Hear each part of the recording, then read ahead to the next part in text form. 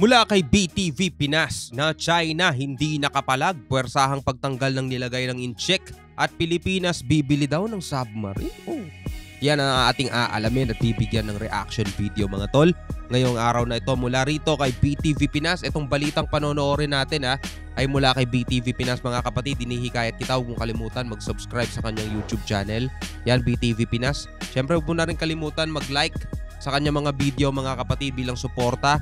At kung bago ka pa lamang dito at gusto mo yung mga reaction video sa iba't ibang mga balita, chika at mga topic katulad nito, partikular na sa West Philippine Sea mga kapatid, huwag mong kalimutan mag-subscribe. Click mo na rin ang notification bell para ma-notify ka pag may mga bago tayong reaction video. Huwag na natin patagalin pa, panoorin na natin to mga tol.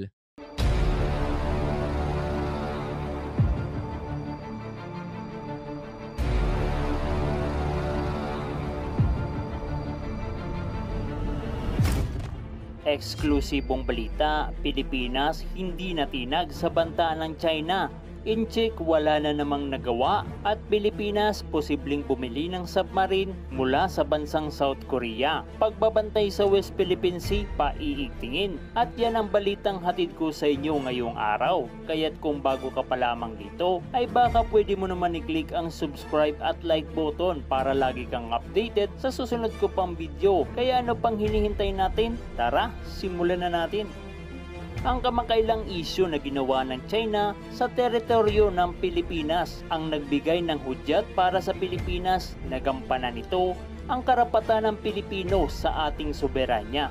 Ang paglalagay ng mga boya ng China sa West Philippine Sea ay labis na nakakabastos lalo na sa Pilipinas dahil ito ay ginawa pa mismo ng China sa teritoryong sakop ng Pilipinas. Ang paglalagay na ito ng China ng mga bakod sa karagatan ng Pilipinas ay upang pigilan ang Pilipino na pumunta sa West Philippine Sea at alisin ang karapatan ng mga mangingisda na kumuha ng mga isda sa teritoryong sakop ng Pilipinas. At kung naaalala ninyo mga tol, yung naging dahilan nila kung bakit daw nila nilagyan ng floating barrier dyan ay dahil wala daw permiso yung BFAR, no? At para harangan yung mga barko ng Pilipinas sa pagpasok dito sa kanilang teritoryo mga tol.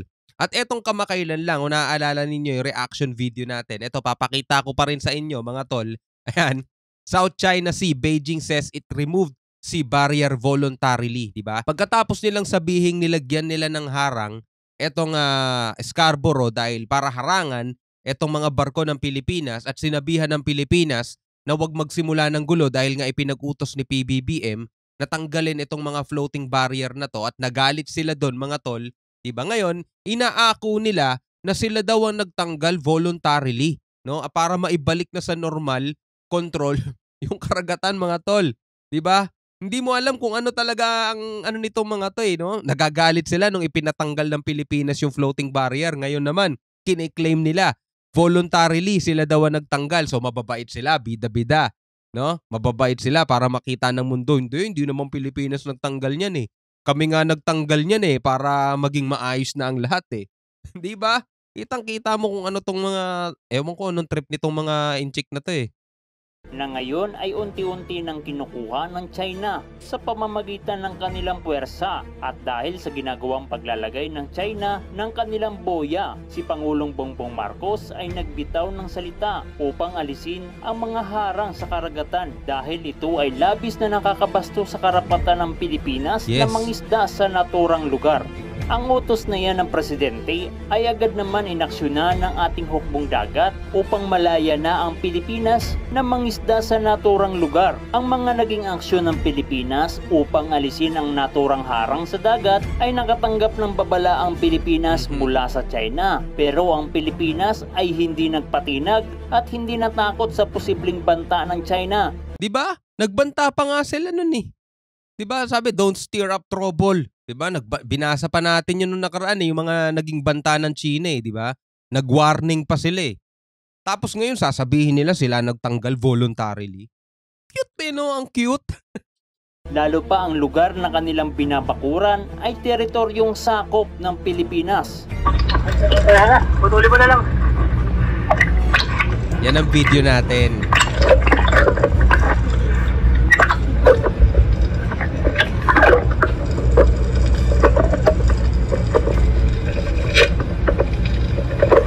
Kahit si Senator Robin alam yan mga tol. Nagtanong pa nga siya nun eh. Teka, sino ba nagpo-provoke? Tayo ba o sila? Ang kulit din nung tanong ni Senator Robin eh, no? Sino ba nagpo-provoke? Tayo ba o sila? Ang sagot naman dyan ni Secretary Gibo Chodoro, hindi tayo nagpo-provoke sa kanila. Nagre-react lang tayo sa ginagawa nilang aksyon. Diba?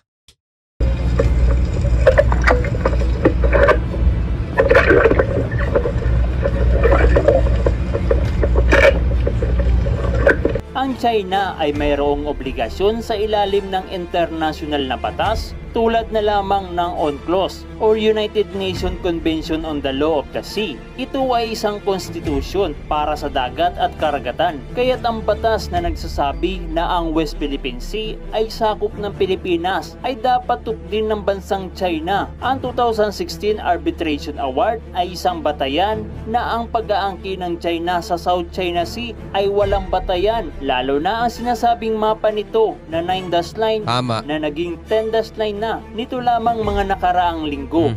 Sa mga naging aksyon ng China sa West Philippine Sea ay nanindigan ang mga inchik na sila umano ang may karapatan sa naturang lugar at kailangan nilang gumawa ng aksyon upang pigilan ang mga barko ng Pilipinas na pumapasok ng iligal sa kanila umanong teritoryo. Patawa. Ang paglalagay na yan ng China ng mga harang sa West Philippine Sea ay nakompleto ng alisin ng Philippine Coast Guard kahit mayroon pa itong banta mula sa China Coast Guard.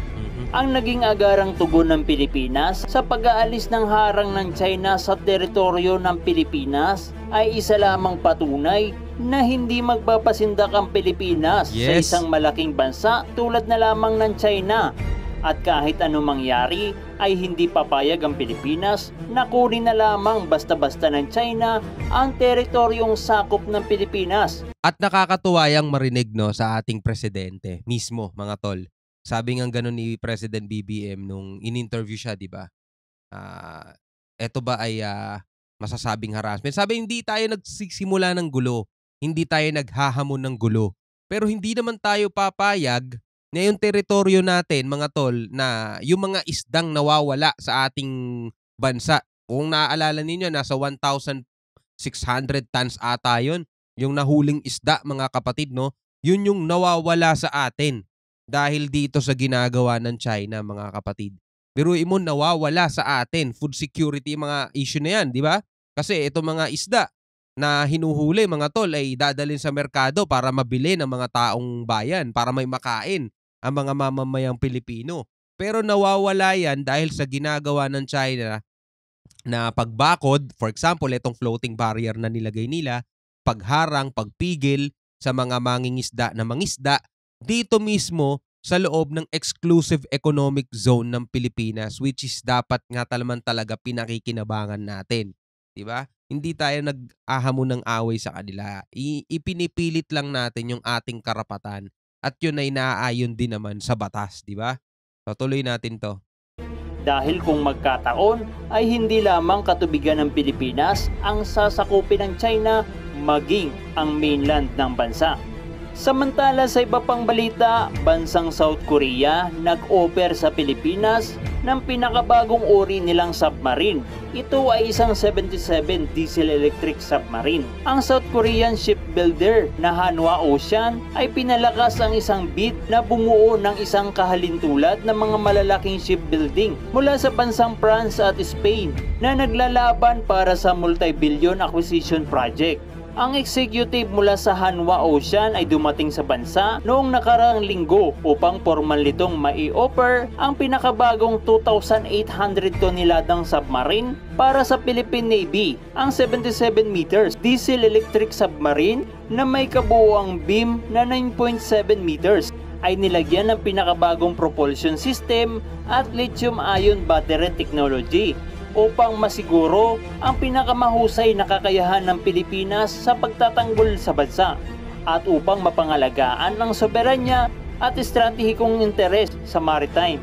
Ang ganitong uri ng asset na posibleng bilhin ng Pilipinas bilang dagdag sa mga asset natin ay malaki ang maitutulong para bantayan ang soberanya na unti-unting pinapasok ng China Ang submarine na ino-offer ng South Korea ay mayroong 6 na torpedo tubes na may kakayahang magpaputok din ng anti-ship missile na may kakayahang tumakbo sa bilis na 21 knots. At bilang karagdagan sa submarine, ito ay nilagyan din ng isang air-dependent propulsion system upang mas lalo pang tumagal ang pananatili ng submarine sa ilalim ng dagat. Subalit ang kakayahang nabanggit ay nakadepende pa rin sa mga kinakailangan ng Philippine Navy.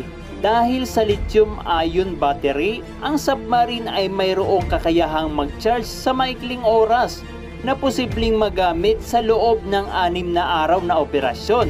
At kung ikukumpara sa short maintenance na ibibigay ng mga karibal na manufacturer, ang South Korea ay magbibigay ng mas mahabang panahon para sa maintenance ng mga naturang submarine. Kung ito ay bibilhin ng Pilipinas ay malaking tulong talaga para sa depensa ng bansa. Subalit, ang posibleng problema lamang ay ang budget ng ating armed forces kung ito ba ay madaragdagan upang makabili ng panibagong asset ang bansa. Ikaw kabayan, ano ang masasabi mo sa balitang ito? Okay, about sa submarine mga tol, no? Noon ko pa sinasabi sa mga unang reaction video natin, sana magkaroon din tayo ng submarine, di ba? Tulad ng ibang mga bansa na mas maliit pa sa atin, sila may ramen silang submarine, tayo wala. Pero tulad din na sinabi ni BTV Pinas, ang problema dyan yung budget mga tol. Kung marami tayong budget, walang problema kung bibili ng submarine. Pero kung limited lang yung budget natin, wag muna submarine, no? Unahin muna natin yung ibang asset. Yung tipong mas maraming function, mas maraming magagawa.